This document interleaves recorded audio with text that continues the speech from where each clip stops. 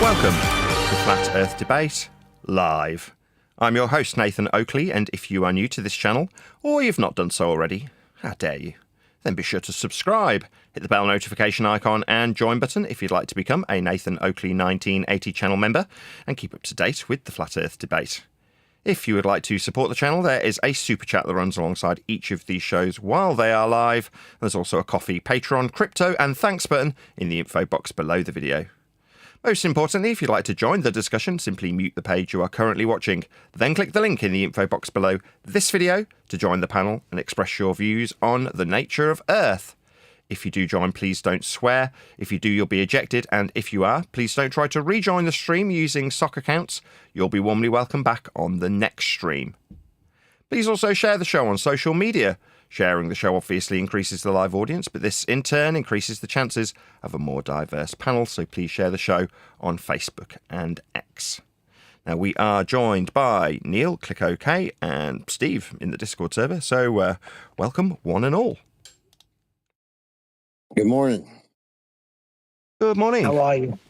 I'm in a crap ton of pain, so we're going live early because I've got an appointment with my doctor. So if anyone's going, wow, this show's going out 40 minutes early. Yes, it is. And it'll finish 40 minutes early. So I can go to the doctor. So other than that, things are pretty good. How's it with all of you guys? Not too bad. Really? You want to answer that question? No, let's do some housekeeping. Any evidence of a physical geometric sphere edge, that's a horizon, formerly known as Earth curve? Negative. Well, I got a comment. Negative. I got a comment from somebody saying that Dave McKeegan had showed a document that says they account for Earth curve. And I'm like, okay, can you show us in the pitch data? That was my response to the commenter. Now, I've not watched Dave McKeegan's most recent video about me. I've just not had time. But I now know what the general crux of it is. Oh, you've got a document that says they account for it in the gyros. So gyros not doing what gyros do, says document from NTSB. They've got black box pitch data that shows exactly what the plane is doing, though, haven't they? It measures what the plane is doing with pitch and the useful functionality of gyros. So I already know what Dave covered. I mean, I didn't really need to go to his video or get a commenter telling me, based on his previous use of gyroscopic pendulous vanes or whatever the mechanism that he used in the last video, to suggest that they're self-correcting the gyros. Well, if they are, we'll need to see that in the actual measurements in the black box data, which is what they assess when they do life and death. They're not looking at some drawer in a filing cabinet to see what they should be doing. They just look at the raw data. But there we go. Now we know what the alleged get-around for the NTSB pitch data is. Well, they've got a filing cabinet with some documents that say they account for Earth curve, says Dave McKeegan. Dave McKeegan being the guy who went to Antarctica and measured the Earth flat for 24 hours. I keep getting that wrong. But for the fact that Dave's a complete idiot and couldn't cope with his own tripod, he would have, past tense, measured Earth flat for a 24-hour period with surface level and elevation angles to the sun. Unfortunately, he was outsmarted by his own tripod, and now he's appealing to a filing cabinet with some documents in. I'm going to go with the raw data that they actually study life and death circumstances with, not what you can dig out of a drawer and say is accounting for Earth curve. If it's accounting for Earth curve, I'm going to need to see that in the measurements of Earth from the black box, not from a drawer. That's what I was just going to ask you. So what you're saying is that if they have documents accounting for curvature, it would be read in the pitch data. So Yes, it would. Where is it? Yeah, it would be in the pitch data. It isn't, because it's a plane in straight and level flight, nose up with respect to horizontal being something that gyroscopic motion affords them. Unless you're going to suggest that you've got a document that says it's self-correcting.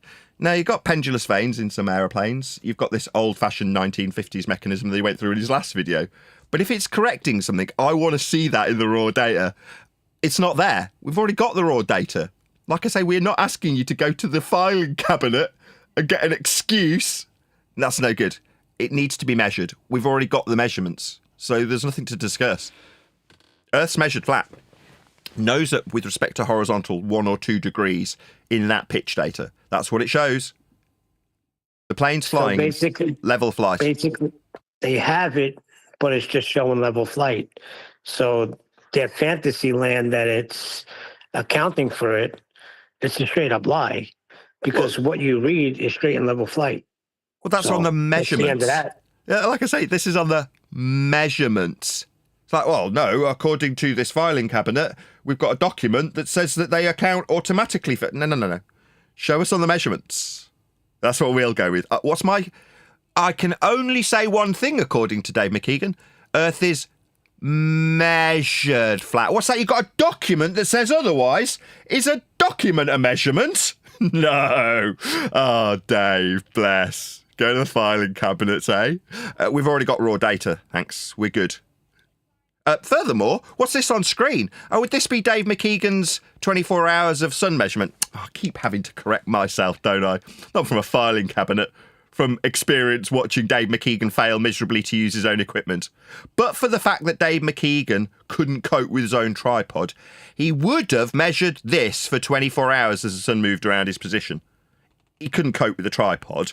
But here it is. This is an elevation angle measurement that Dave measured from the ground, the surface level. Forms part of the angle to the sun, the other half of the angle.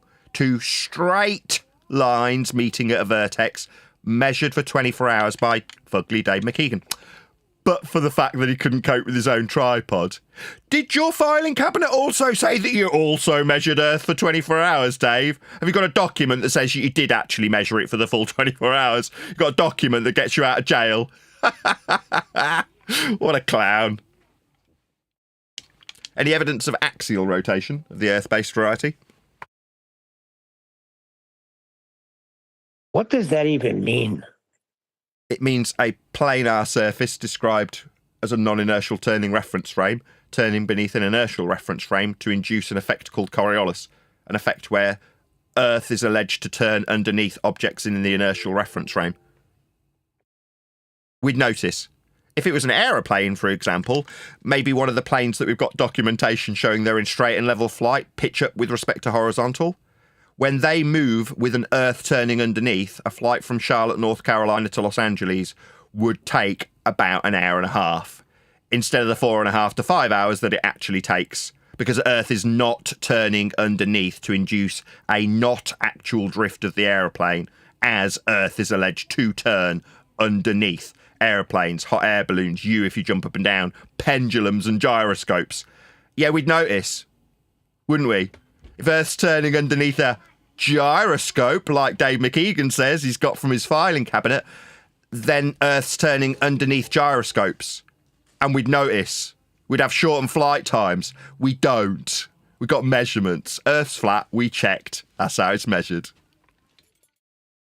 Any evidence of the distance to the sun?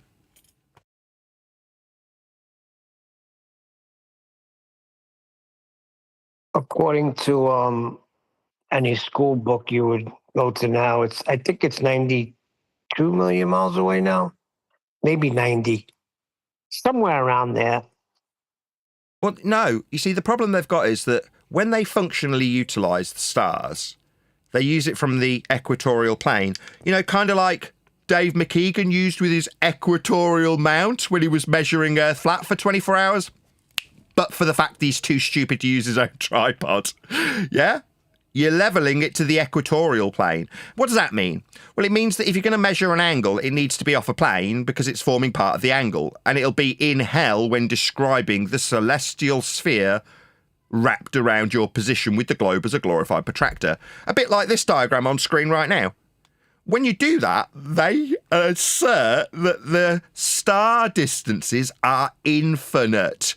Not a Keplerian Huygens derivation based on scale and the sun and its transit with Venus, or the Venus transit, I should say. No, apparently it's an infinite distance when we're alleging angles come from hell inside a giant ball. Imagine this ball is Earth. You just have to draw a map on this ball that depicts you measuring angles like to the sun or a star, like Dave McKeegan and Simon Dan and all the people who measure Earth as a flat surface to get an angle to any celestial light in the sky. And when you do, you then need to wrap a ball around your position and pretend that you're projecting those angles through your ball to the celestial sphere with stars at an infinite distance. So they like to, ballers, have their cake and eat it. Like to suggest that they've got a distance scalable from hell And also simultaneously assert that they've got an infinite distance when they're measuring from a plane, the angle to the stars, with the globe wrapped around your position as a glorified protractor, which it's not. Nobody's in hell measuring angles to anything. We are measuring off surface level, and you can call that the equatorial plane inside your ball if you want. It's just nonsense, though.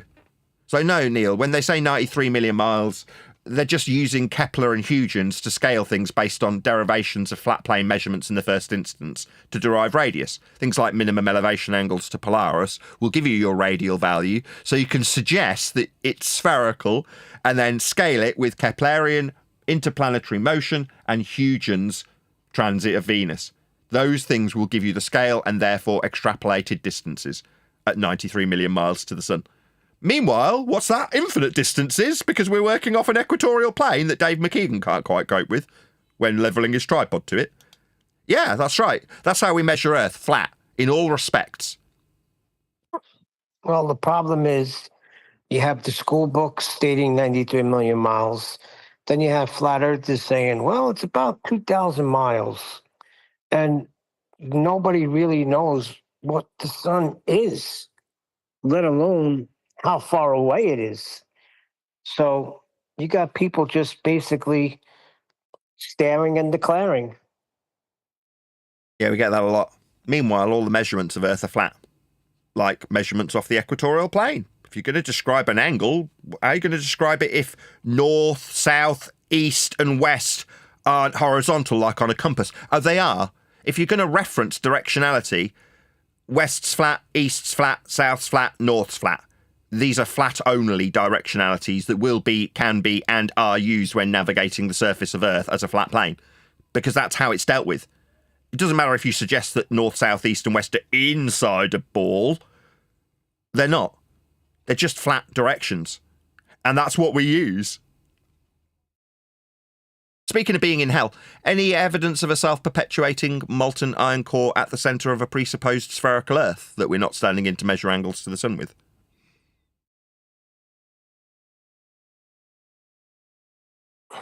Well, it's got to be there. Say again?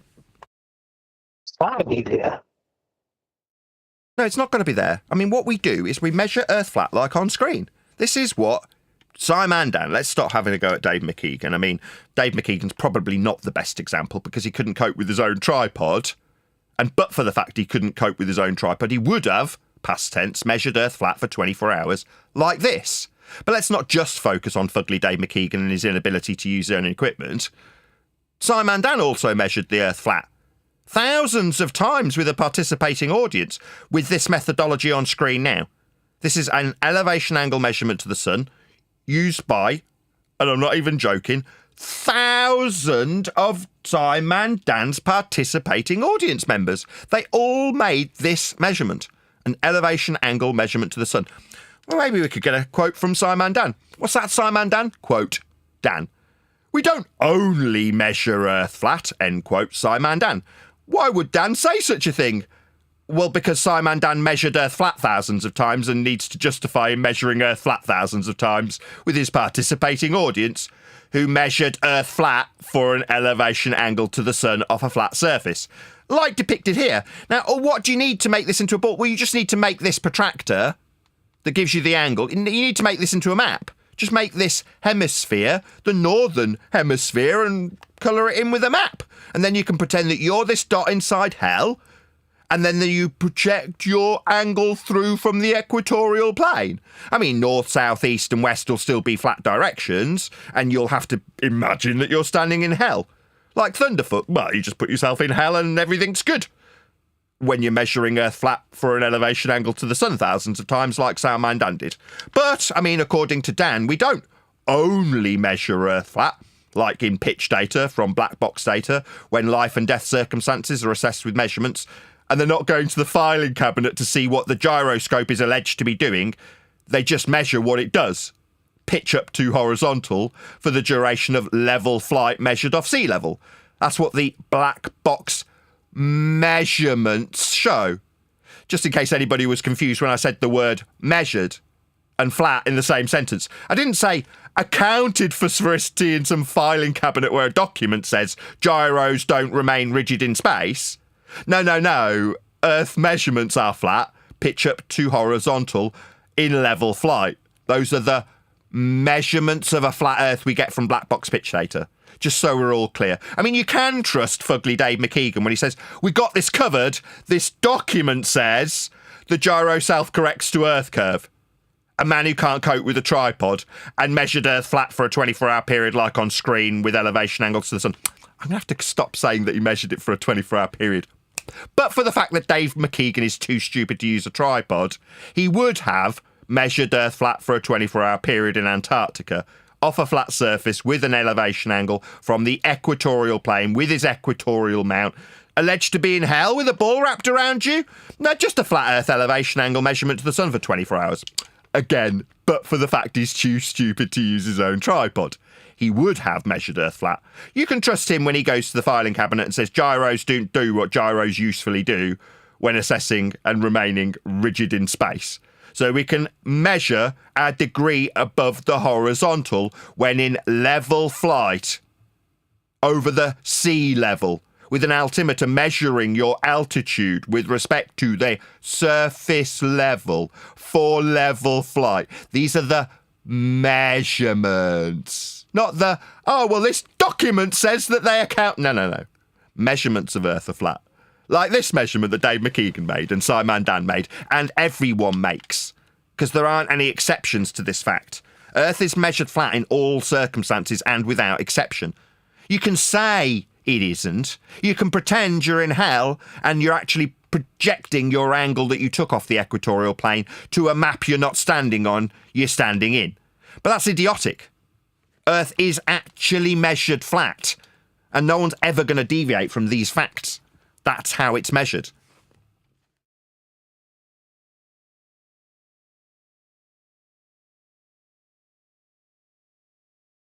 Well, what housekeeping questions haven't we had for a while? We've had 2 or 3, but we might as well do the full shebango.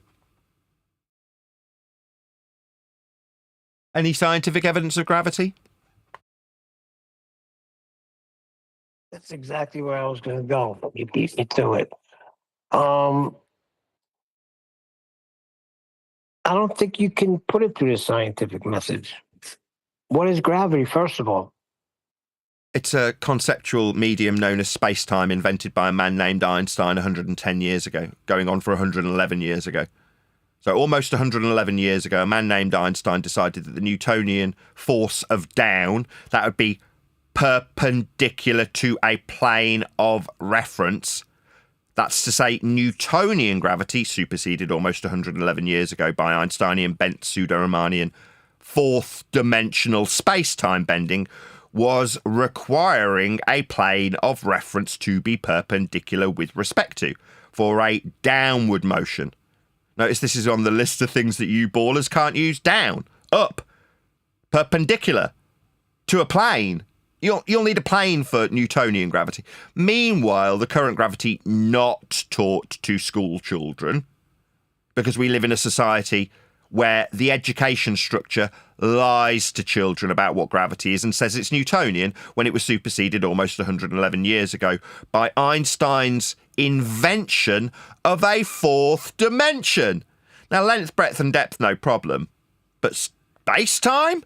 Bending? Yeah, show me space-time and then bend it. Then you'll have a natural phenomena. What you can't, it's conceptual. You can't show me time. Oh, what a shock. So there is no natural phenomena, just to answer your question, Neil.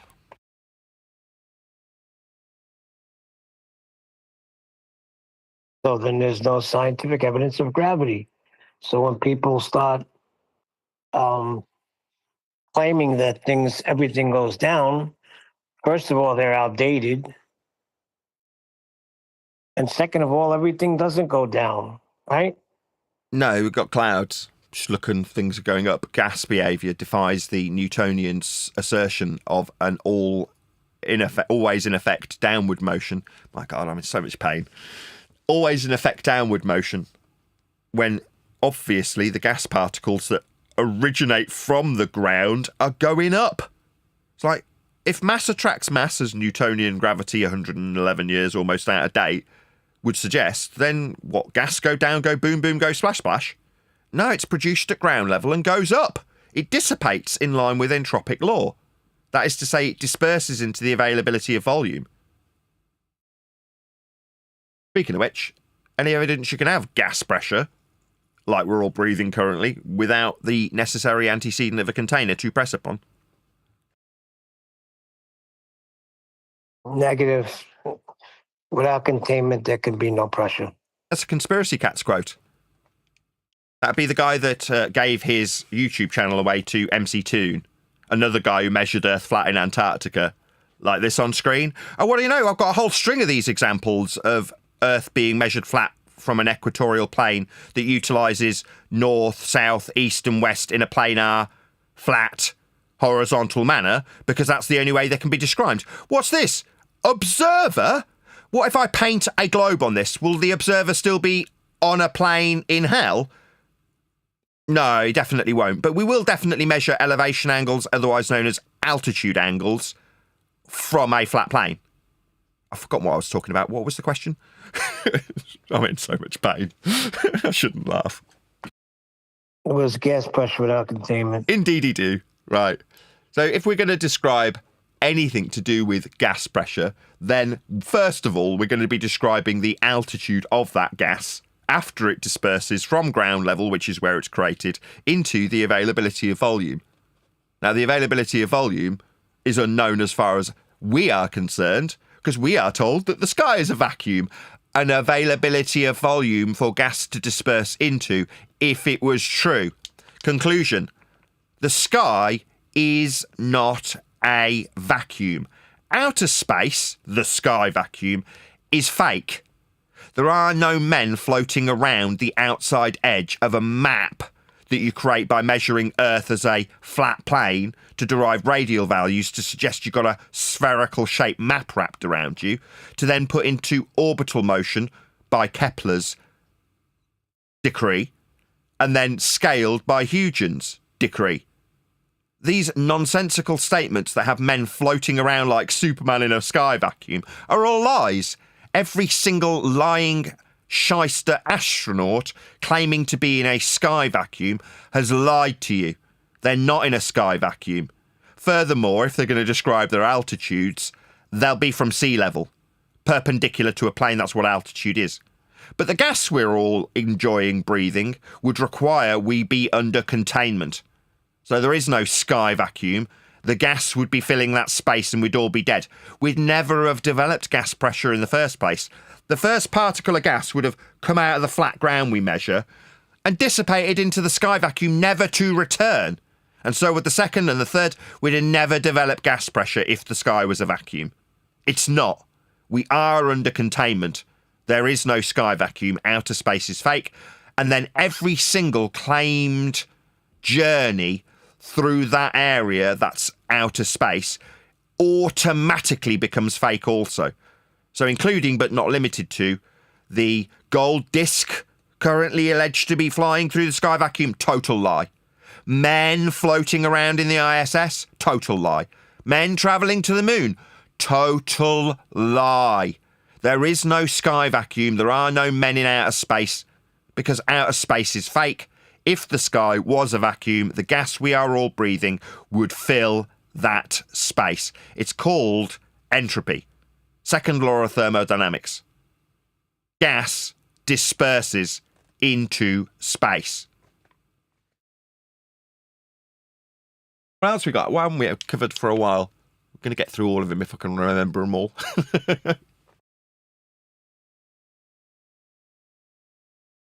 We've done gas pressure. Any evidence Did you can acquire? data?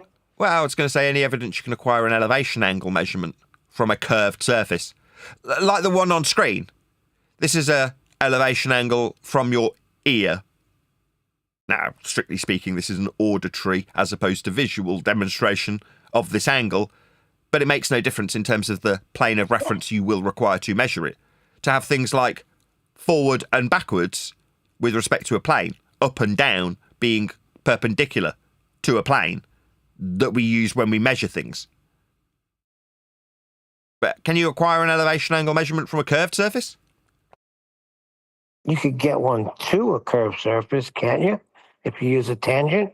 To a curve, if you're measuring Earth's surface, wouldn't be from Earth's surface as a measurement, though, right, Neil? If you're measuring to a curve, then you're not acquiring an Earth measurement. You're suggesting in maths that you draw a line to a sphere that we're not standing on the surface of, a single point of measurement. Well, then you're not measuring Earth's surface for an elevation angle.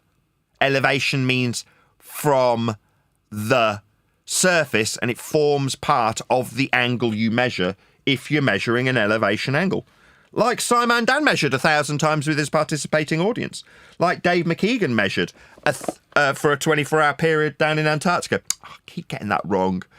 Why do I keep forgetting that fugly Dave McKeegan couldn't cope with his own tripod when levelling his tripod to the equatorial plane? The equipment got the better of him. He was outsmarted by his own tripod and failed miserably. What's that, Dave? You got a document that says you did better than we saw? Oh, right, well, that won't change how we measure Earth flat. Like in pitch data, nose up with respect to horizontal when in level flight. I mean, maybe the filing cabinet also said it's curved flight, right, Dave? But yeah, we measure Earth flat. There is no exception. Elevation angle measurements are from the surface, not to a tangent point, with the line extending out into space. Well, that doesn't sound like elevation, because elevation's from surface level, isn't it, Neil? Oh, dear.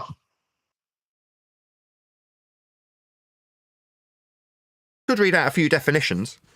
The altitude angle, sometimes referred to as solar elevation angle, describes how high the sun appears in the sky.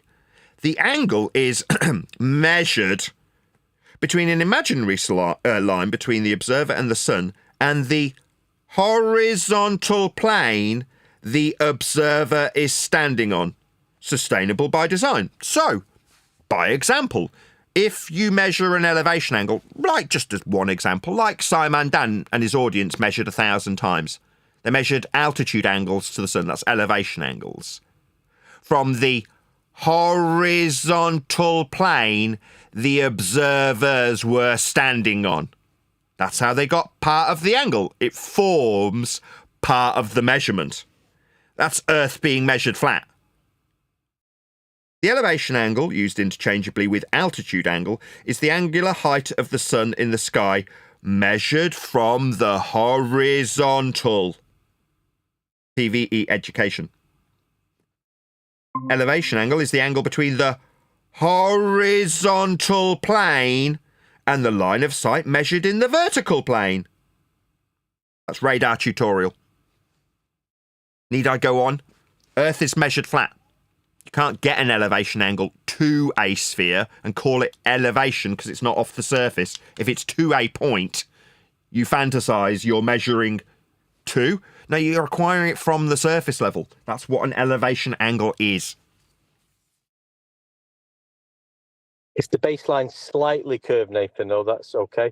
Someone told me. If it's slightly curved, it's not an angle. Like this. See on screen, this is akin to Al-Biruni measuring his height, labelled H, for the mountain.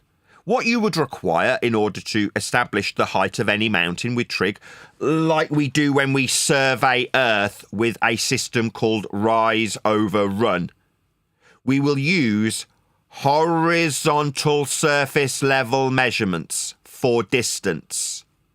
So you can use trig on the surface level. Labelled here in Earth curve maths. What do you know? Even in Earth curve maths, they require Earth to be flat so that they can derive heights above the surface level. And what's this? Eye level? Parallel with surface level? Yeah, the maths requires it to be so or it won't function as a measurement system to assert that you've got a point below the surface level that's tangential. No, that would require that you infer a tangential point after measuring surface level with a parallel eye level. Now, maybe you can answer me one, DJ One Deck. If surface level must be parallel with eye level, Can it curve? No, it can't curve. So Two straight lines parallel with each other. axiomatically, Earth must have a surface level for the measurement to commence, for bull-believing clowns to believe that when they raise up in altitude, that would be h. Altitude is your height off the surface level, like planes measuring flight level with their eye level, parallel with surface. These are axioms. If you suggest that surface level curves, none of your maths functions. Yeah, this is what a global was trying to tell me last week when I was going through this this fact, and this is where they are now. They're trying to say, well, you can obtain an elevation angle as long as the base is only slightly curved. This is where they're at mentally now. Oh, so long as it's slightly curved. No, axiomatically, it can't be parallel if it's slightly curved, you complete clowns. Meanwhile, you do require Earth to be flat and have a surface level. It's right there in your own maths that you think proves Earth curve below surface level with an axiomatic parallel eye level and an elevation measured off the surface level. Yeah, you're going to need surface level and eye level to be parallel for your maths to function. What's that? It's slightly bent? Well, then your maths fails. Oh, it's not. It's flat. Well, then you've measured Earth flat. We call this the rock and the hard place. That is to say, either you accept the axiomatic requirement for surface level to be parallel with eye level, like sea level and flight level, same exact principle. I mean, you can go to the filing cabinet and suggest that there's a document that says gyros self-correct. Now, if my loved one had lost their life in an air disaster, I'd want to see that in the measurements from the black box. Now, we don't. What we do see is gyroscopic motion establishing pitch data up from horizontal with an angle. Pitch angle. With respect to horizontal. For the flight level. Parallel with the surface level. Measured from sea level. Measured with altitude. These are measurements. Not, I've got a document that says it's curved. Measurements of Earth are what demonstrate it to be measured flat because it must be flat axiomatically for the measurements to function. Go to your document, go to your filing cabinet, tell me it's bent. What a clown. This is akin to the kind of idiot who takes a tripod to the alleged ends of the Earth, has a once-in-a-lifetime opportunity to measure the Earth flat with a 24-hour sun angle, and then fails. That's fugly Dave McKeegan we're talking about. So you're going to trust this idiot who can't even use a tripod when he says he went to a filing cabinet, got a document from the NTSB that says that gyros don't do what gyros do? Oh, well, I'm sure that's a wonderful source. Meanwhile, I'll go with the raw data measured when life and death investigations take place that show flight level and nose-up pitch with respect to horizontal, utilising the axiomatic principles that gyroscopes offer when remaining rigid in space. It's what gyros do. It's what makes them useful. What's that? You can use pendulous vanes to attenuate them if in a tight holding pattern. Yeah, you can. But I'd want to see that on the pitch data. Oh, you would see that on pitch data. You would see it in the black box of measurements. Yeah, we do. When measuring straight and level flight. But I know, maybe Dave McKeegan can tell his audience that the filing cabinet, the documents say otherwise. Oh, do they? Show me in the measurements then. Oh, they're not there. We've already got them. Why is it that anytime you're dealing with curvature, it's negligible, or anytime you're dealing with other things, it's it's accounted for. Same thing with Coriolis. It's accounted for. This elusive curvature, there's always an answer, but never a measurement. And every time they come with a measurement, it's flat. So I can't believe we're still in this predicament we find ourselves in, that people are still getting away with, well, it's negligible or it's accounted for. And people buy this line. Well, don't get it. They'll assert it while simultaneously asserting that the account utilises axiomatic flat principles like directionality. So you'll have someone say, well, we account for the curved surface. when travelling south. Really? South's flat? Are you dumb? Most of our globe-believing audience is stupid because they constantly utilise flat Earth axioms and then apologise for how flat they're alleged to not be. But they're axiomatically requiring them to be so when travelling in a flat direction like north, south, east or west. And they never owned a compass, these idiots. Clearly not. Curvature's only ever accounted for mathematically. It's never measured. It's there in the Earth curve calculator that you've just been through, Nathan. It's measured flat. They're using surface level and eye level, parallel with each other, and then there's a mathematical concept afterwards to change that into a globe. Yeah, the deriving curve from flat Earth measurements. Yeah. Yeah, same goes for orbit. Orbital motion is a derivation of a flat surface level measurement to acquire a radial value so that Kepler can put you on a sphere. Actually, strictly speaking, that's wrong. In a sphere. Kepler's orbital motion also works from hell. If you ever look at a line when showing a pictorial version of Kepler's orbital motion, the line, the circle that is alleged to be Earth moving around the sun, has that line bifurcate Earth through the centre of it. That is to say, the motion mathematically is described from the centre of hell. Why? Well, because the derivation of the original radial value measurement came from a plane. It's a derivation of a planar measurement. The radial value is an elevation angle minimum, or in the case of Al-Biruni, you can say it's the derivation from surface level with a dip angle from eye level. Again, axiomatically requiring flat surface level. Or, if you want a modern one, you can use Simon-Dan's 1,000 measurements of surface level for his sun altitude angle that every one of his participating audience must measure Earth flat to acquire.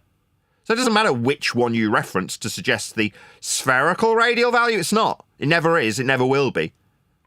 Deriving circles of equal altitude and then calling them spherical isn't going to give you an orbital motion that comes from anything other than a flat plane measurement. That's how Earth's measured. Hey, Brian. Was that Simon Dan Tostenes you was talking about? Is that what you started calling him? Simon Dan Tostenes? I like it. There was another one that we called Biruni. Bob Biruni. Bob Biruni and Simon Tostenes. I shouldn't laugh, it hurts. Ow. We also had Albi Ruhif. Albi Ruhif? Because he used his apparently, I don't know the full thing of it, but he used a theodolite to measure angles to mountains to prove that said he was measuring Earth curvature. So I christened him Alba Ruhif. I've got a question for Ruhif. How's that geometric horizon working out for you there, Ruhif? Good? Good? Ruhif's an old friend of the show. Bless him. Well, Hey, Hey, Brian. yeah, Brian. Oh, go on. Yes, No, Brian. I'm just gonna read some of the chat if you want. There's a Not question here. But feel free. I was going to speak about, just before you do, just maybe speak about what was just said there. I remember not too long ago, well, I suppose when I say not too long ago, maybe a couple of years ago, Ruhif sending me images of dip he had measured with a theodolite from whatever elevation to the horizon. Like, this is like 2 years ago. Or this kind of stuff. So it's like you're measuring for a start, the horizon, not to do it, and to other things, not just the horizon. And he said, so what do you think they fit, a flat Earth or a globe? Well, you're measuring an angular size to things, so that's only flat Earth. And he wouldn't accept it. Like, sorry, just to interrupt. I'll just quote. Yeah, I'll just quote Conspiracy Cats. I'll give you a flat Earth for that. That'd be the angular size, Ruhif. Conspiracy Cats, end quote. I'll give you a flat Earth for it. Yes, because it's the only way that you can ever measure it. That's correct. He had to because he had no choice. Yeah, you're always measuring Earth flat. Go ahead, Brian. Sorry to interrupt. Well, it all comes back to the thing of back on the back of what you were saying a while ago, Nathan, is that they measure either horizontally, vertically, or at an angle that's derived from horizontal, and they then have to make apologetics for why they didn't measure globe. Do you know what I mean? This is what they have to do. You know, you have to add in globe afterwards mathematically. Everything, they have to do it. You know, and then apologize for why they didn't measure any globe, and then say it's too big to measure it, while giving you a claimed calculation that's based off of a measurement that somehow involves globe. Do you know what I mean? Yeah, It's like Haversine. It's the great embarrassment. Yeah. Yeah, it's like Haversine. It's like, well, what are you converting? You're converting your flat measurement to sphericity and suggesting that's a proof of a globe. Why would you need to convert it from flat to globe if it was globe-shaped measurements? You just measure it spherically. You wouldn't convert anything. Exactly. Because it's easier flat, Nathan. That's why. Oh, it's easier flat. Yeah. It's easy to measure Earth flat for 24 hours in Antarctica. Other than if you're Dave Fugly McKeegan and then you can't cope with a tripod.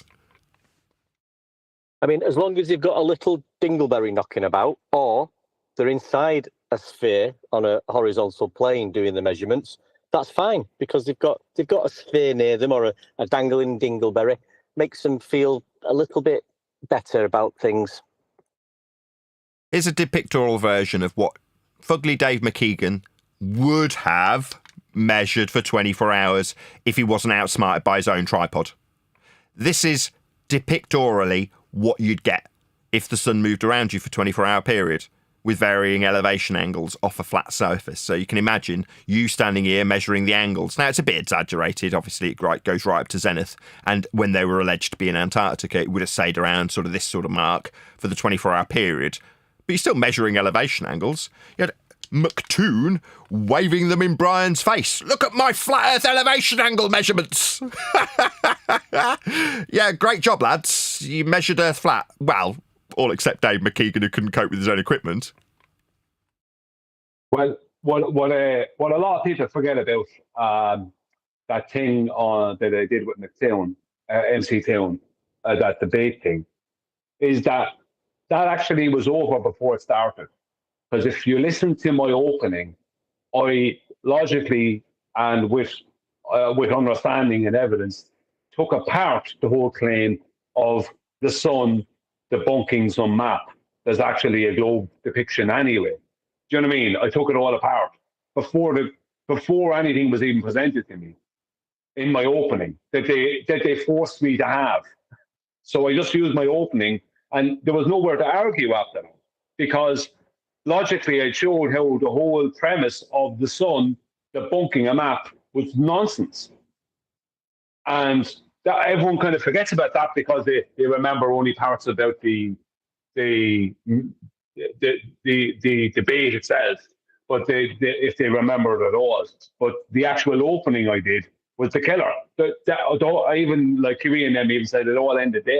There was nothing to go after that. What I laid out can't be argued with. So technically the whole thing ended before it started. That's it.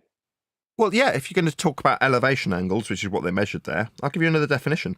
The solar elevation angle, AS, measures the angle between the central ray from the sun and a horizontal plane contacting the observer. No curvature there, is there? Yeah, no curvature there. Not even a slight curve mentioned.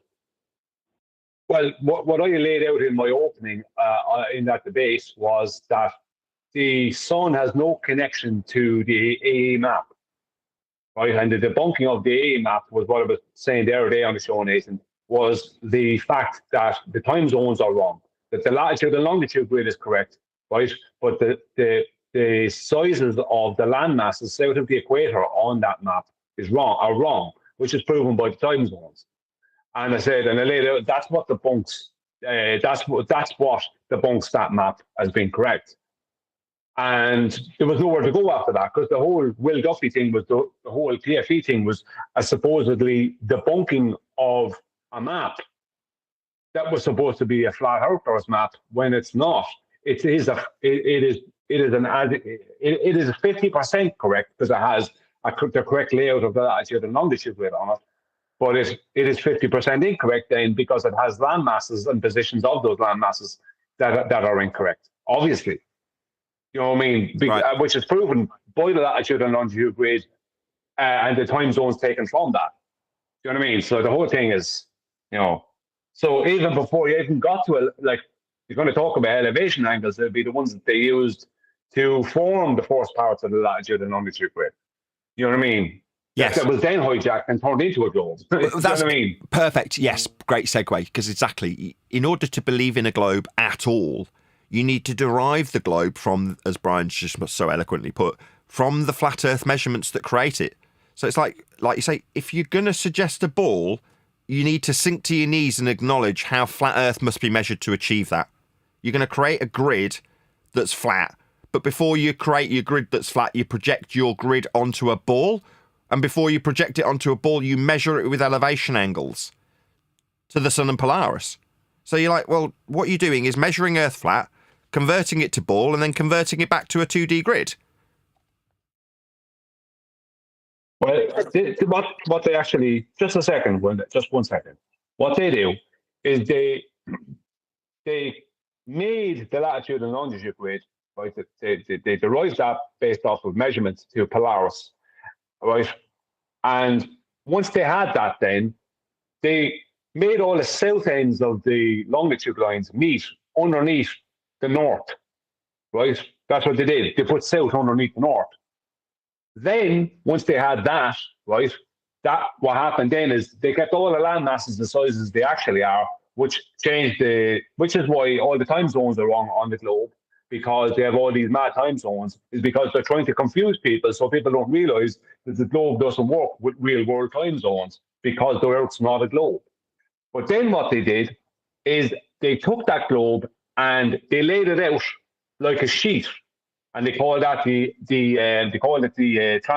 universal transverse Mercator map. And what they do then is when they measure, right, people who measure things like surveyors and stuff, when they measure stuff locally, right, they will take those local measurements and convert them to the universal transverse Mercator, and then that will be converted back to globe via the likes of the Haber sign, or if they're going to talk about an oblate spheroid, the Vincenti formula. So, like, at no point is there any globe measurements taking place. Everything is based off of a flat plane. And that's how they do it. But they keep people so confused that they don't realize what's going on. And they have people so brainwashed, they don't realize that they're measuring the 180-degree opposite from a globe all the time. But because the calculations have them then converted to globe, they think globe proven, when it's not the case. Sorry, One Deck, go on. It was nothing important. I was just saying, so anybody, anytime someone's talking about the globe, it's a mathematical conversation, isn't it? It's nothing to do with measurements. It's a mathematical discussion that you'll be having, not a physical measurement conversation. Well, it's purely calculatory. Like, I could measure, let's just say, a straight line distance between 2 points. And then I could use a third point and use trigonometry to calculate the distances between the 3 points and to gain the area between them, right? I can do that, right?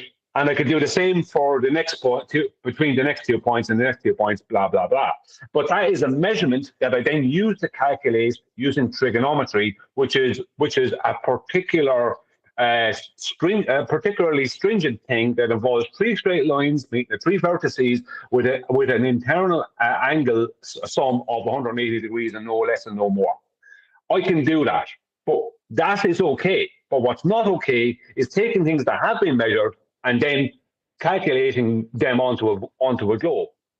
So when you take that triangle that's been right, that we've actually measured something to actually then calculate for trigonometry reasons, right? I can't then just decide to curve that. Do you know what I mean? And turn it into a slice of floppy pizza and place it on the surface of a globe mathematically, and then say, see, globe.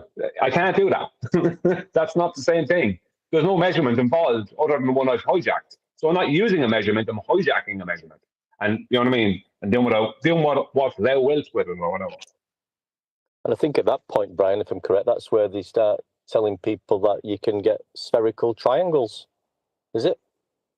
Yeah, but that's also incorrect. When they say spherical triangles, I said this to QE there recently, it was laughing. Right? I say spherical triangles. It's a joke because what they're actually doing is it's not spherical trigonometry. Can you just pass me some of those? Can you pass me some of those square circles, please? Yes, it's ridiculous, right? What they're actually doing is spherical circleometry, not trigonometry. Because what they're referencing is the intersection point between three circles that all have equal radii. Right? There is no spherical trigonometry. What's trigonometry? Trigonometry. What's trig? Trig is the use of triangles, which is three straight lines meeting the three vertices with a maximum sum internal angle of 180 degrees. So not curvy lines meeting at vertices. Those aren't triangles. You're saying this is an oxymoron? No, not the intersection of three circles of equal radii. No, within a sphere. No.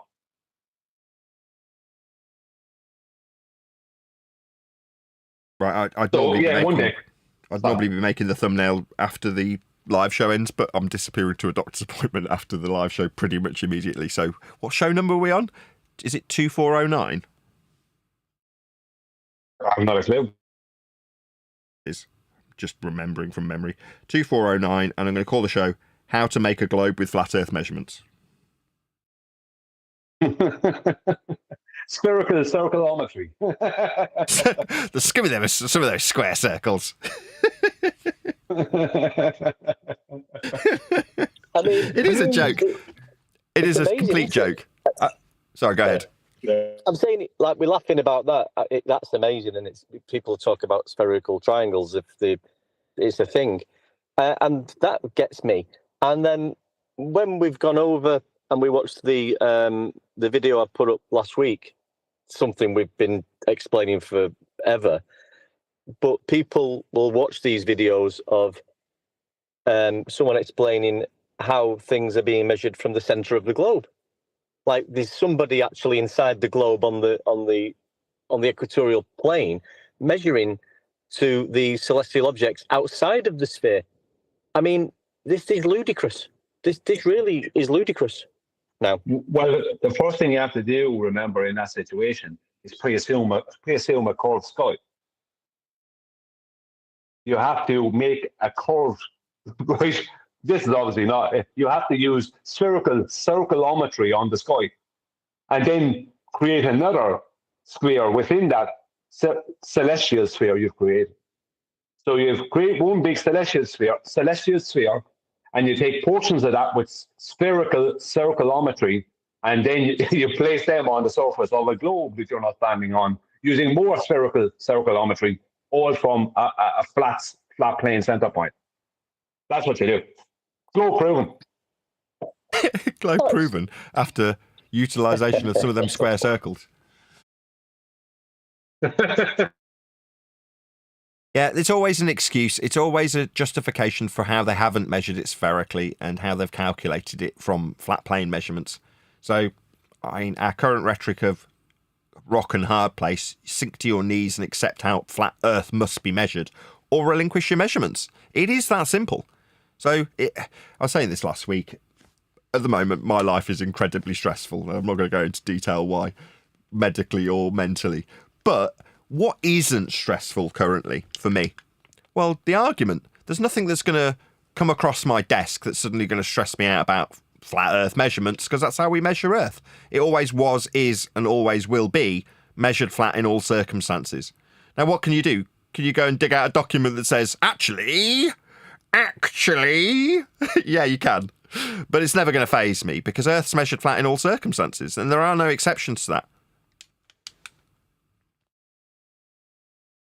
Well, as soon as it's like it goes back to one deck's list, because as soon as there's certain words that they have to use to reference reality, as soon as they use any of those words, straight away, if you want, you can decide to put them on that on what they're saying, whether it be if they're referencing south as a direction or whatever, then you can put them on. Hang on a minute, south.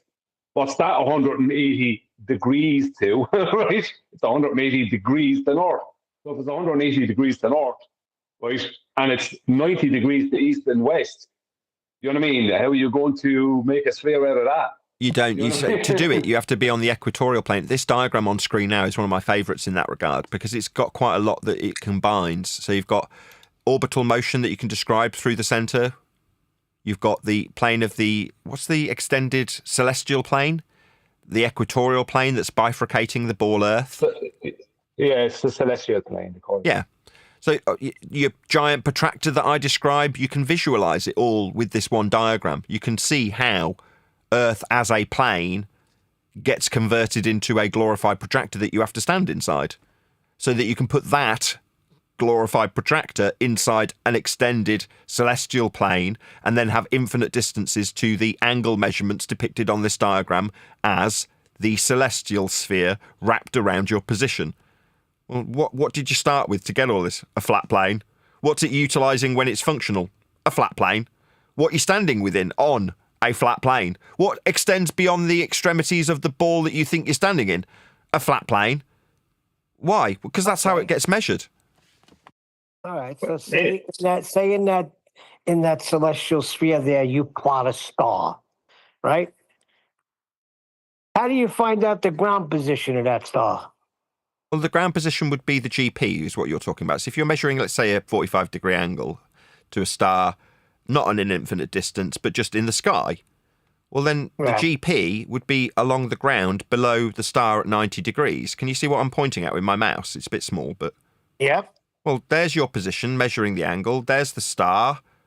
And then there's the ground position. Well, in this instance, it would be on the extended celestial plane because it would be a star that's further away than you can measure on the limitations of the ball Earth derived from a minimum elevation angle to Polaris. There are still stars that you could see if you were measuring from below the equator or above, sorry, the other way around, below the North Pole and above the equator. You could be close to the equator and measuring a star that's vastly beyond the extremes of the ball Earth that is alleged to be the limitations.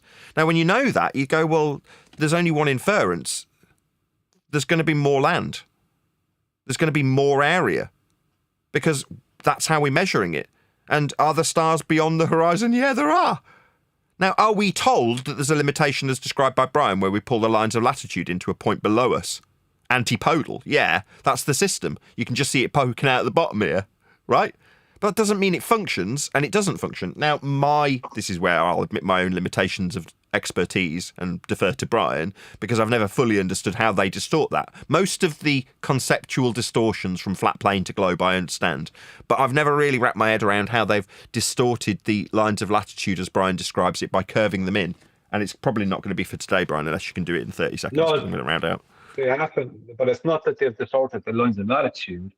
Their distortion is in the longitudinal position. I meant longitude. Sorry, my bad. I did mean longitude. Yeah, well, if you make all the longitude lines, you see that are on. Let's just say we'll take that as the globe, not the celestial. We'll just take the celestial sphere there as the globe. We ignore what's in the center. If you make all those lines that are normally meeting in the center of what's shown at the top there, you make them meet at a center point at the bottom. Then, and you keep all the land masses the same size, like Australia and that, then Australia, because that is your time zones, the 15 degrees between each major longitude line, 15 degrees of longitude will be your time. That will be your time zone.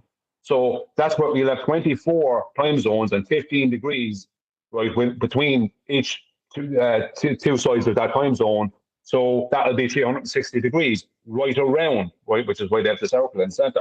Right around. So you're then going to add a time zone to Australia that doesn't exist.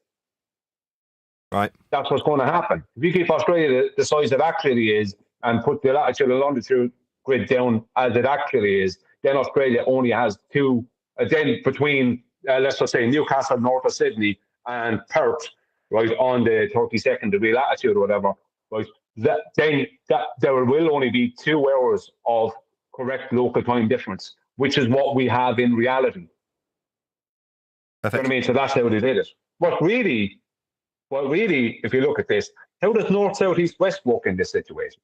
Let's just say if you want to know the, like they say, right ascension and declination, right? But if you want, like, there's no difference between right ascension and declination, really. There's no real major difference between that and azimuth and altitude, right? All it has. So your altitude, your azimuth from your position on that globe that they're putting you on, that is going to be north, south, east, west, because north is always 0 degrees azimuth. Do you know what I mean? So 0 will always be north. On the protractor. So your azimuth, well, 0, well, no, not on the protractor, just on the compass. Because the protractor is elevated. We're talking about a compass here. Your 0, north on the compass is always 0. If you're talking about putting the azimuth, if you're using, like, because that's why I said earlier, south is always 180 degrees opposite to north. That's a straight line, right? And east and west are always, 90 degrees to east, or 90 degrees to south and north. So, and obviously that line that runs east-west is a tangent to the circle of latitude that you're on or whatever. But the point is that how are you supposed to use that, which is a 2-dimensional situation, on that globe? You can't. So this whole thing here, try using a compass with it. Try putting a compass in there, and you can't. The only place you can put a compass is at that big flat plane in the center of that. That's the only place you can put that compass. Right. Well, with that, I'm going to round out this live show. So with that, another huge, massive, enormous thank you to both Discord and G+ panels for making today's live show possible. If you are watching on either Nathan Oakley 1980 or Nathan Oakley Premiering streams, then stay tuned as there'll be an after show to follow. But a massive thank you to all of you for watching live, sharing, commenting, subscribing, and all that good stuff. I've been Nathan Oakley, and I will see you all in the next video.